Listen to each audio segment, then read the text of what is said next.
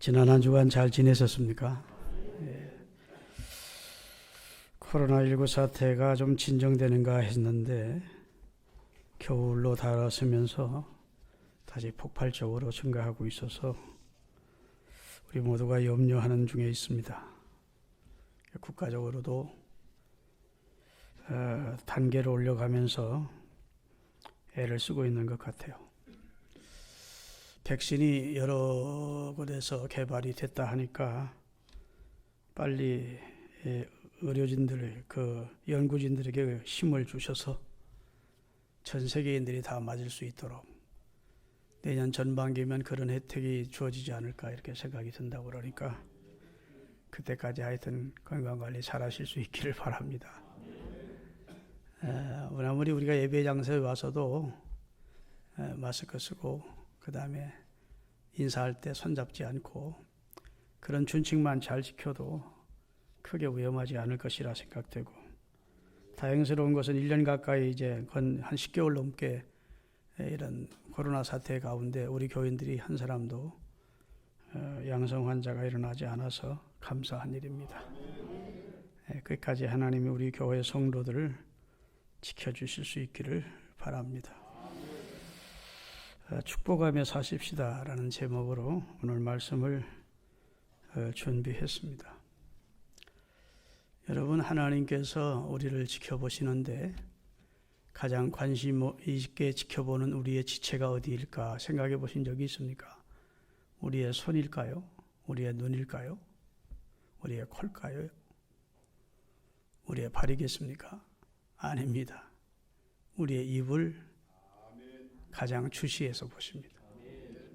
그건 제가 생각해낸 것이 아니고 성경이 그렇게 말하고 있어요. 욥이라고 하는 한 인물을 놓고 하나님과 사탄 사이에 지금으로 말하면 테스트가 있습니다.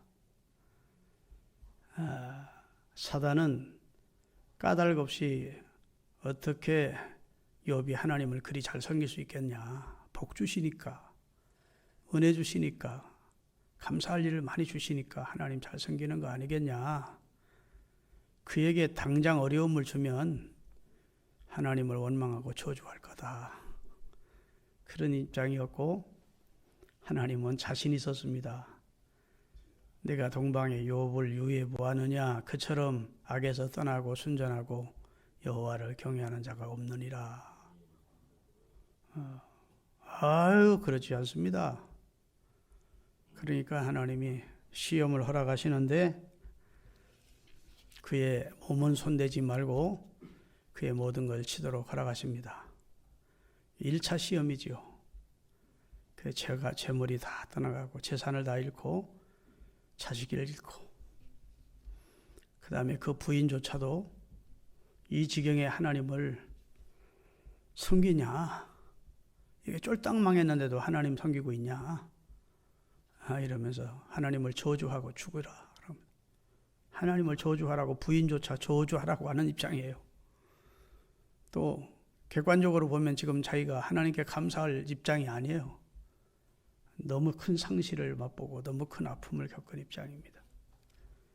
그런데도 욥이 그 부인에게 그대는 어찌 그리 어리석은 여자같이 말하느냐, 우리가 하나님께 한때 복을 받았은즉 한때 어려움을 겪는 것 아니겠나, 주신 자도 여호와시고 취하여 가신 자도 여호와시니 여호와는 찬송을 받으셔야 된다. 하나님이 그리고 사단이 욥이 그 입술로 하나님을 저주하고 원망하는지, 그런 상황 속에서도 믿음의 순전을 지키며 하나님을 찬송하고 하나님께 감사하는지를 본 것이죠. 이스라엘 백성들이 광야 생활할 때에도 하나님은 어디를 주시하셨느냐, 이스라엘 백성들의 입술을 주시하셨습니다. 그런데 안타깝게도 이스라엘 백성들의 입술이 복되지 못했어요. 틈만 나면 원망하고 불평하고 비난하고 거역하고, 하도 그러니까 나중에 하나님이 내가 내 귀에 들린 대로 니들이 해달라는 대로 해주겠다고 선언을 하시는 지경까지 이르게 돼요. 여러분, 자녀를 위대하게 키우는 부모님이나 남편을 훌륭하게 만드는 아내나 제자를 성공시키는 스승에게는 공통점이 있습니다. 자식에게 축복된 말, 격려의 말, 칭찬의 말을 해주는 부모는 그 자녀들이 결국은 성공하는 겁니다. 아멘. 입만 열면 막 비난하고 막 혼기하고 막 욕하고 저주 섞인 말을 하고 그러면 애들이 삐뚤어 나가요. 남편도 살다가 보면 실패하고 시리에 빠질 수 있는데 괜찮다고, 실패는 성공의 어머니라고, 힘내시라고, 내 당신 위해 기도할 거라고, 당신은 성공할 사람이라고, 당신은 축복받을 사람이야, 당신 하나님의 아들이잖아, 뭐 이러면서 자꾸 격려하고 주의 이름으로 축복하는 사람의 그 남편은 결국은 성공하는 거예요. 제자들을 그냥 그의 그 부정적인 면을 막 후벼내고 막 지적하고 그런 선생님은 훌륭한 선생님이 아닙니다. 좋은 면을 들어 격려하고 칭찬하고 축복해 주는 것이지요. 따라합시다. 하나님은 축복하는 분이 아니고 복을 내리시는 분이다. 인간은 축복하는 존재입니다. 축복이란 한문으로 말하면 빌축자의 복복자예요. 인간은 남에게 복을 빌어주는 존재예요. 하나님은 우리에게 복을 빌어주는 분이 아니에요. 복을 직접 수여하시는, 내려주시는 분이시지. 그 내용을 정확하게 기록하는 것이 민수기 6장 22절부터입니다. 한번 같이 읽어보겠습니다.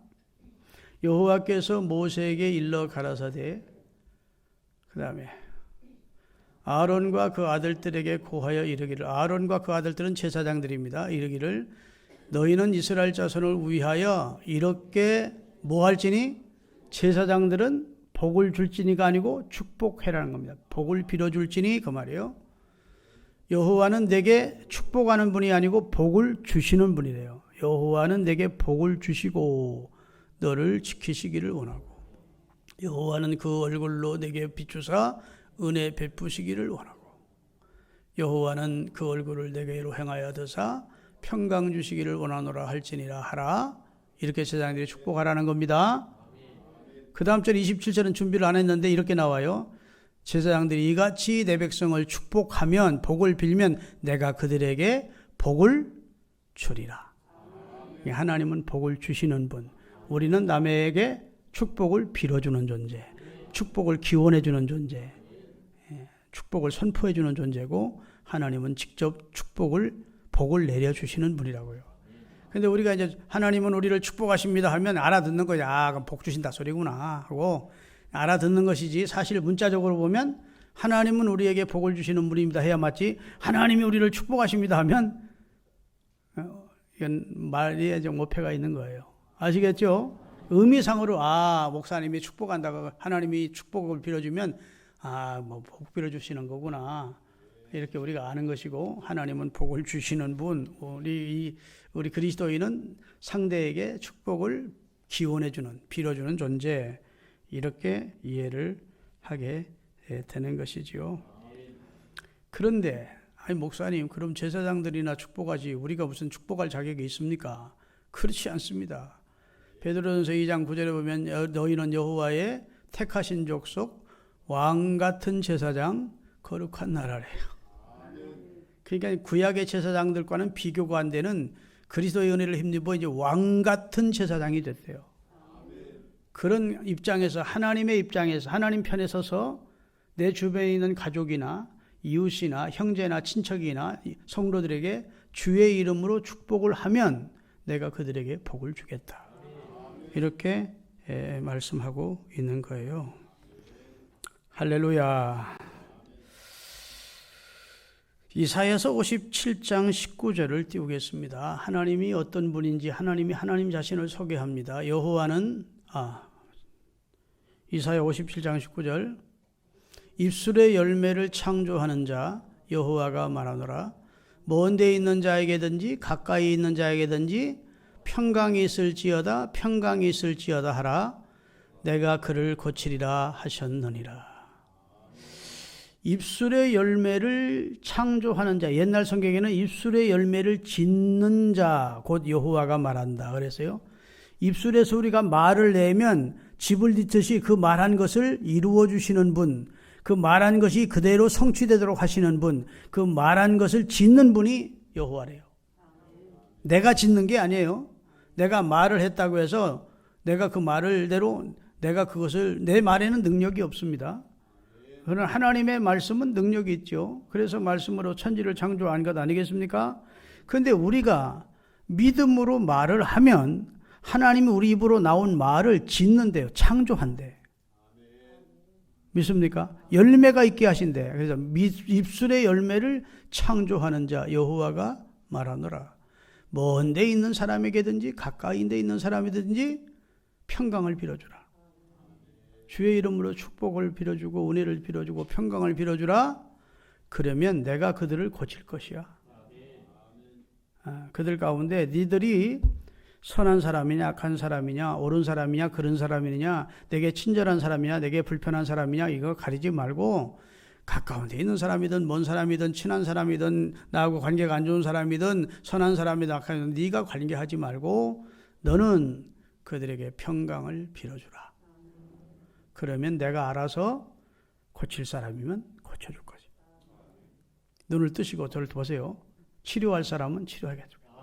새롭게 할 사람은 새롭게 해줄게. 내게 맡기고 너는 가까운 데 사람이든 먼 데 사람이든 이건 거리적으로 꼭 이 가깝고 먼 걸 말하는 게 아니라 뭐 정신적으로도 가깝고 먼 것이 있잖아요. 가까운 사람이 있고 정신적으로 먼 사람도 있고 하지 않습니까? 하여튼 이런 모든 것에서 네가 상대하는 모든 이에게 평강과 복을 빌어주래요.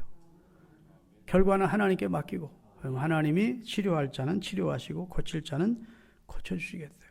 다시 한번 읽겠습니다. 같이 입술의 열매를 창조하는 자 여호와가 말하노라. 먼 데 있는 자에게든지 가까이 있는 자에게든지 평강이 있을지어다 평강이 있을지어다 하라. 내가 그를 고치리라 하셨느니라. 할렐루야. 우리 입술에서 나온 말을 열매 맺게 하시는 자, 그것을 창조하는 자, 그것을 짓는 자, 그것이 말이 성취되도록 해주시는 분이 계시대요. 그분이 여호와래요. 그분 앞에서 말하래요. 특별히 평강과 축복을 말하래요. 그러면 그리 되도록 하나님이 은혜를 주시겠다는 말씀을 하고 계신 거예요. 믿으십니까? 시편 109편 17절입니다. 자, 그가 저주하기를 좋아하더니 그것이 자기에게 임하고 축복하기를 기뻐하지 아니하더니 축복에 인색하더니 복이 그 사람에게서 멀리 떠났으며 또 저주하기를 옷 입듯 매일 옷 갈아입듯이 맨날 입만 열면 저주하고 하루에도 자꾸 저주만 하더니 그 저주가 원어상으로 보면 잿물, 여러분 양잿물 알죠? 양잿물처럼 그 몸속으로 들어가며 기름같이 그 뼛속으로 들어갔나이다. 저주만 하는 사람, 입술만 열면 악의적인 말을 하고 불평하는 말을 하고 비난하는 말을 하고 원망하는 말을 하고 살인적이고 부정적인 말을 하는 사람들이 있어요. 그런 사람들은 자기가 저주하기를 좋아하더니 자기가 하던 저주하는 저주가 자기에게 임하더래. 그 사람이 저주하는 대상이 저주를 받는 게 아니고 도리어 저주를 입에 담는 자기가 저주를 받게 된대요. 다 아멘할 때까지 기다려. 하나님의 말씀이니까 무조건 아멘 해야지. 김철중이 하는 말 같으면 아멘 안 해도 되는데 성경 읽었으면 무조건 아멘 하셔야 돼요. 다시 한번 17절부터 읽겠습니다. 그가 저주하기를 좋아하더니 그것이 자기에게 임하고 축복하기를 기뻐하지 아니하더니 복이 그에게서 멀리 떠났다. 또 저주하기를 옷 입듯 하더니 저주가 양잿물같이 그의 몸속으로 들어가며 기름같이 그 뼛속으로 들어가서 저주가 다른 사람에게 임하는 게 아니라 저주하기를 좋아하던 그 사람에게 저주가 임해가야 되다. 여러분 사무엘하서 16장을 읽어보면 시므이라는 작자가 나옵니다. 베냐민 지파 사람입니다. 게라의 아들이고 그 사람이 다윗 왕을 저주합니다. 다윗 왕에 대해서 지푸라기를 날리면서 저주를 계속해대요. 같이 한번 읽어보겠습니다. 사무엘하 16장 다윗 왕이 바울임의 이름에 거기서 사울의 친족 한 사람이 나오니 게라의 아들이요 이름은 시므이라. 그가 나오면서 계속하여 저주하고 또 다윗과 다윗 왕의 모든 신하들을 향하여 돌을 던지니 그때에 모든 백성과 용사들은 다 왕의 좌우에 있었더라. 시므이가 저주하는 가운데 이와 같이 말하니라. 피를 흘린 자야, 사악한 자야, 가거라, 가거라. 이렇게 저주를 해야 되는 거예요. 그러니까 다윗의 충신 아비새가 내가 가서 저놈의 목을 따오겠습니다. 그랬어요. 내 주 왕을 저주하는 저 사람은 내가 심판하겠습니다. 그랬더니 금합니다. 하나님이 그런 거 기뻐하지 않는다. 하나님이 선악간에 다 판단하실 거야. 그리고 나를 다시 지금 아들의 난을 피해서 왕궁을 버리고 피신가는 중이었다고요. 하나님이 잘 판단하셔서 나를 다시 왕의 자리로 세워주실 거다. 말한 그대로 다윗은 다시 왕궁으로 돌아와 왕이 됐어요. 복권됐다. 할렐루야. 시므이가 와서 살려달라고 싹싹 빕니다. 살려줘. 그리고 다윗이 죽으면서 솔로몬 왕에게 왕위가 물려집니다. 솔로몬 왕 때 결국은 저주하기를 좋아하던 시므이는 그만 명령을 어겨서 솔로몬의 손에 죽습니다. 남 저주하다가 결국은 자기가 그 저주가 자기에게 임해서 죽게 되는 결과를 가져오게 됐다고요. 입술의 열매를 짓는 여호와, 입술의 열매를 창조하는 여호와, 그분이 우리 목소리를 듣고 계십니다. 할렐루야. 우리 입에선 많은 말을 듣고 계시다고요. 믿으십니까? 잠언 18장 20절에서 21절 읽겠습니다. 사람은 입에서 나오는 열매로 하여 배가 부르게 되나니 곧 그 입술에서 나는 것으로 하여 만족해 되느니라. 죽고 사는 것이 혀의 권세에 달렸나니 혀를 쓰기 좋아하는 자는 그 열매를 먹으리라. 하나님의 말씀이니 아멘 하세요. 아멘. 여러분, 사람이 죽고 사는 것이 혀에 있대요. 그 열매를 먹는데 복된 말하면 복된 삶으로 하나님이 끌어주시고, 저주 섞인 말, 원망하는 말, 불평하는 말, 지옥 같은 말만 하면 그 지옥 같은 환경을 만나게 하신대요. 여러분, 무릇 지킬 만한 것보다 여러분의 마음과 입술을 지키시는 은혜가 있기를 주의 이름으로 축원합니다. 여러분, 하나님이 무엇으로 세상을 창조하셨습니까?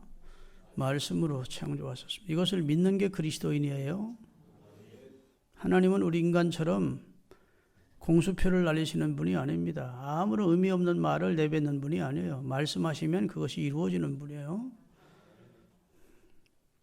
그리고 사람이 하나님께서 마지막에 사람을 지으시고 그 코에 생기를 불어넣어 생명이 되게 하셨습니다. 그리고 하나님과 말이 통하는 존재를 만들어 주셨어요. 하나님과 대화, 교제가 가능한 존재로 만들어 주셨어요. 믿습니까? 그리고 하나님이 창조한 모든 동물들과 그 다음에 식물들의 이름까지도 하나님이 직접 이름을 지을 수 있는데, 이름을 누구에게 짓도록 하시는 줄 아십니까? 아담에게 짓도록 하십니다. 창세기 2장 19절을 띄우겠습니다. 여호와 하나님이 흙으로 각종 들짐승과 공중의 각종 새를 지으시고 아담이 무엇이라고 부르나 보시려고 그것들을 그에게로 이끌어 가시니 아담이 각 생물을 부르는 것이 곧 그 이름이 되었더라. 자, 하나님의 형상대로 지음받은 인간이란 말이 신학적으로 보면 굉장히 중요한 깊이 들어갈 말이에요. 하나님처럼 지정의를 가진 존재로 지었다. 하나님처럼 영생하는 존재로 지었다. 그런 뜻이 있습니다. 믿습니까? 그런데 하나님이 말씀이 능력이 있듯 우리 인간의 말에도 어느 정도 능력이 있게 하신 거예요. 말의 능력이. 아마 인간이 범죄하지 않았으면, 아담과 하와가 범죄 안 했으면 사람의 입술의 능력도 굉장했을 겁니다. 근데 범죄함으로 인간의 입술의 말이 죄 때문에 이제 훼손이 돼서 많이 지금 훼손됐지만, 약화됐지만 사람의 말에게도 하나님께서 어느 정도 능력이 있도록 하신 거예요. 말대로 된다고 하죠. 말이 씨가 된다는 말을 우리가 믿지 않는 사람들도 하지 않습니까? 말이 굉장히 중요하다고요. 할렐루야. 그래서 이렇게 사람에게 말할 수 있는 그런 이름을 짓는 은혜를 주셨다고. 모든 물건을 만들고 마지막에 그 물건의 이름을 딱 지으면서 그것이 연구 결과가 끝이 나고 무슨 물건을 만드는 것이 완성되는 것 아닙니까? 하나님이 사람에게 그런 은혜를 입혀 주신 것의 의미를 잘 깨달으시기를 주의 이름으로 축원합니다. 그런데 예수님께서 복음서에 보면 바리새인들이 예수님을 따라다니면서 시비를 거는 것 가운데 하나가 왜 당신의 제자들은 왜 음식을 함부로 먹습니까? 금한 음식을 먹습니까? 뭐 이런 쪽으로 얘기를 하는 거예요. 예수님이 이렇게 말씀하십니다. 사람의 입으로 들어가는 것이 사람을 더럽게 하는 것이 아니고 사람의 입에서 나오는 것이 사람을 더럽게 하느니라. 아멘. 우리는 음식에는 굉장히 관심이 있습니다. 다 관심이 있죠. 요리 채널도 여러분들은 많이 보시기도 하고, 요것은 뭐 지방질이 많아서 건강 안 좋고, 뭐 요것은 콜레스테롤이 많고, 다 관심이 있어가지고 어떻게든지 가족 식구들에게 건강에 유익한 것을 먹이려고 애를 씁니다. 입으로 들어가는 것에는 굉장히 관심들이 있어요. 건강 관리를 위해서. 근데 입에서 나오는 것에는 별로 관심이 없어. 함부로 막 말 뱉어놔. 한번 뱉은 말은 취소해도 취소가 안 돼. 하나님 안 들은 걸로 해주세요. 그렇게 쉽게 취소될 문제가 아니라고. 제가요 운전하고 가다가 차가 확 뛰어들어오면 막 욕이 탁 튀어나온다고. 그럼 우리 사람이 나를 여기 쳐다보는 거예요. 왜 목사가 저렇게 욕을 하나. 회개하는 거예요. 마음으로. 아이고 하나님 아직도 내 속에 죽어야 될 것이 많이 있군요. 저거 내 새끼라고 생각하면 되는데 저거 선명이가 운전한다고 생각하면 되고 운전하는 차라 생각하면 되고 선남 목사가 혹은 뭐 선일 전사가 우리 가족이 운전하는 차라고 생각하면 내가 이렇게 욕 안 했을 텐데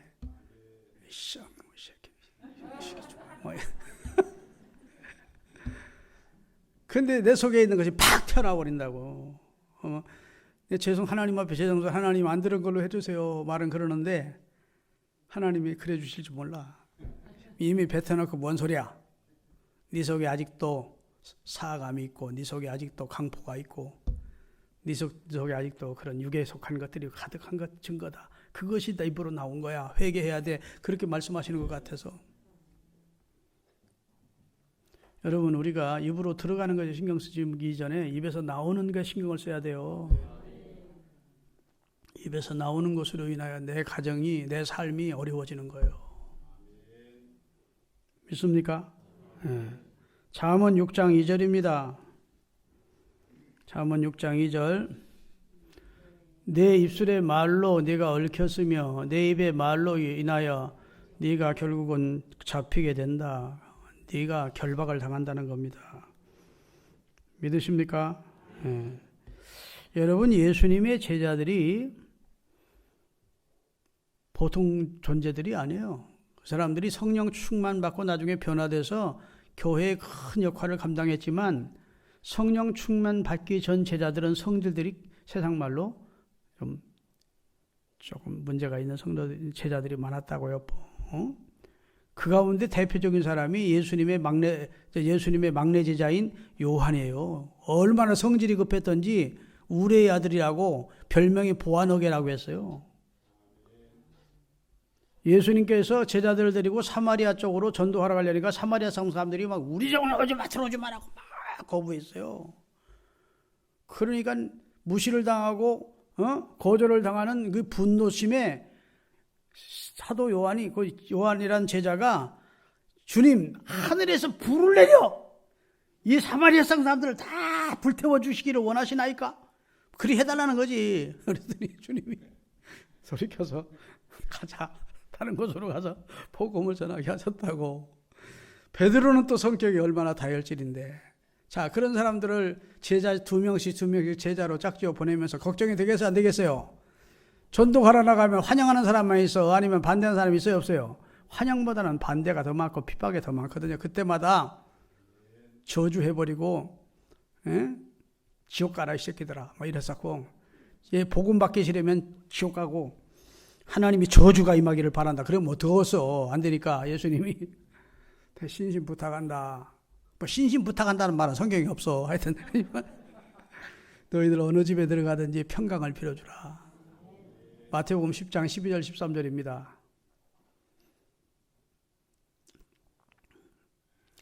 또 그 집에 들어가면서 평안하기를 빌어주라. 그 집이 이에 합당하면 너희 빈 평안이 그 집에 임할 것이요 합당치 아니하면 그 평안이 너희에게 돌아올 것이니라. 네가 친하냐, 친하지 않느냐, 옳은 사람이냐, 그른 사람이냐, 선한 사람이냐, 악한 사람이냐, 이방인이냐, 유대인이냐, 네가 판단하지 말고 너는 그냥 무조건 축복을 빌어줘. 너는 무조건 평안을 빌어줘. 아멘. 너 핍박해도, 너 그냥 뭐 무시하고 너를 죽이려고 덤벼도 그냥 맞서서 그들과 싸우고 저주하고 하지 말고 그냥 축복을 빌어주고 나와. 축복받기에 합당한 사람이면 그 집이 축복이 임할 것이고, 합당치 못한 사람이면 빈 축복이 유턴해서 네게로 임해. 걱정하지 말고 너는 주의 이름으로 축복을 그리고 평안을 빌어주는 사람이 되네. 여러분이 평안과 축복을 빌어줘야 될 1차 대상이 누구 같습니까? 바로 여러분의 자식들입니다. 여러분의 손주들입니다. 축복해주는 말을 하세요. 새벽에 일어나서 애들 자고 있으면 들어가 손잡고든지 머리에 손을 얹고 살짝 모르게라도 자꾸 축복해주는 말을 하세요. 믿습니까?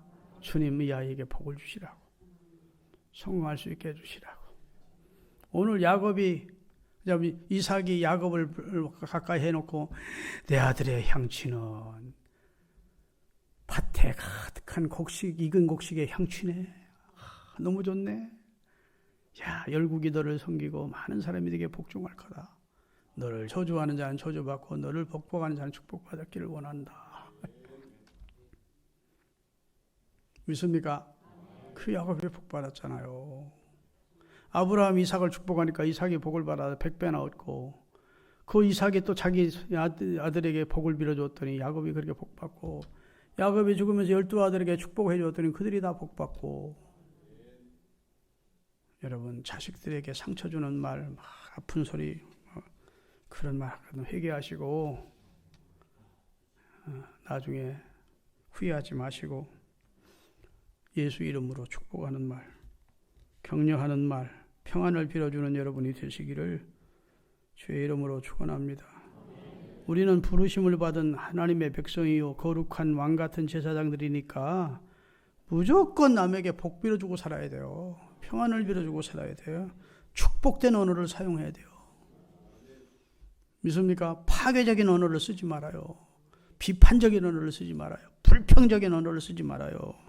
그것이 내 인생을 막 파괴하는 거예요. 다른 사람 인생 파괴하기 전에 나부터 파괴하고 나가요. 그게 내가 한 말이 다른 사람 인생을 파괴하기 전에 나부터 파괴시키고 나간다니까.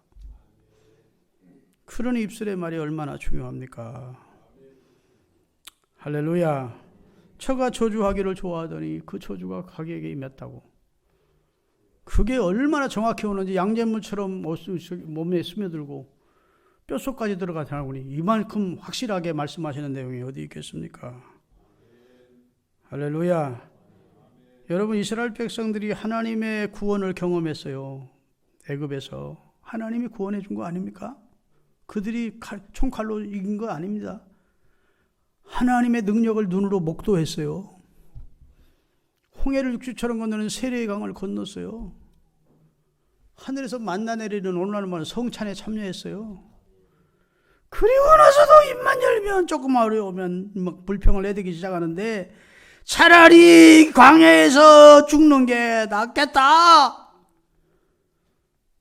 광야에서 죽는 게 좋겠대. 거기 가나안 땅에는 원주민들이 있는데 우리는 그들에게 가서 그들의 우리 자손들은 다 종이 될 것인데 차라리 광야에서 죽는 게 좋겠다 하니까 민수기 14장 28절 두겠습니다. 하나님 뭐라 하시는지 들어보세요. 그래? 그렇게 해줄게 그 말이에요. 그들에게 이르기를 여호와의 말씀이 여호와의 삶을 두고 맹세하노라. 너희 말이 내 귀에 들린 대로 내가 너에게 행하리니. 아멘. 그리고 40년 동안 광야를 뱅뱅 돌려서 출애굽한 1세대가 다 광야에서 40년만 다 죽고 1세대 중에 두 사람 여호수아와 갈렙 믿음의 사람과 그 다음에 40세 이하 광야에 나와서 태어난 2세대만 데리고 하나님이 가나안 땅에 들어가게 해주셨다고. 참 두렵기도 한 말씀입니다. 내가 들은 대로 내 귀에 들린 대로 해줄게. 그러니 여러분 우리 말 입술을 제어하고 입술에 파수꾼을 세우고 할렐루야 복된 입술 되시기를 주의 이름으로 축원합니다. 저주한 말을 하면 축복이 멀리 떠난다고 그러잖아요. 오늘 본문에도 축복이 멀리 떠난대. 그래서 원수까지라도 복을 빌어주래. 오늘 다시 본문 두 번째 읽은 베드로 전서 3장 9절 읽고 말씀 마감합니다. 악을 악으로 욕을 저 사람이 나에게 악하게 대한다고 나도 악으로 대하고 저 사람이 나를 욕한다고 나도 욕으로 대하지 말고 도리어 뭘 빌어? 복을 빌어주래. 이를 위하여 너희가 부르심을 받았으니 왜 우리를 불러주셨느냐? 악한 사람에게조차도 복 빌어주는 사람 되게 하려고 우리를 불렀대요. 그렇게 해야 복을 이어받는데 이는 복을 이어받게 하려 하십니다. 그 사람이 복을 내가 빌어주면 그 사람이 복을 못 받으면 아까 말씀대로 복이 유턴해서 이어서 내가 복을 받기 때문에 나 손에 될 거 하나 없으니까 욕을 욕으로 갚지 말고 그 다음에 악을 악으로 갚지 말고 너는 복을 빌어주래. 그렇게 하라고 내가 너를 불렀대. 자, 예수 믿고 천국만 보내주려고 부른 게 아니라 악한 사람도 축복해 주라고 우리를 불렀대요. 그리스도 예수의 이름으로. 그 사람이 축복이 안 되면 복이 돌아서 이어서 내게 복이 되게 해줘요. 누가복음 6장 28절 읽습니다. 너를 저주하는 자를 위하여 축복하며 너를 모욕하는 자를 위하여 기도해라. 그 다음에 아까도 비슷한 말씀이야. 그러면 내게 복이 임한다고. 기도하겠습니다.